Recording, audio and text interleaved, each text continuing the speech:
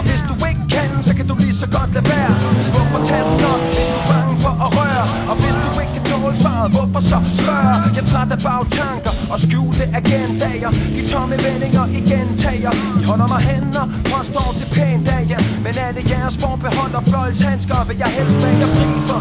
Og det er så ting, der ikke skal siges, mens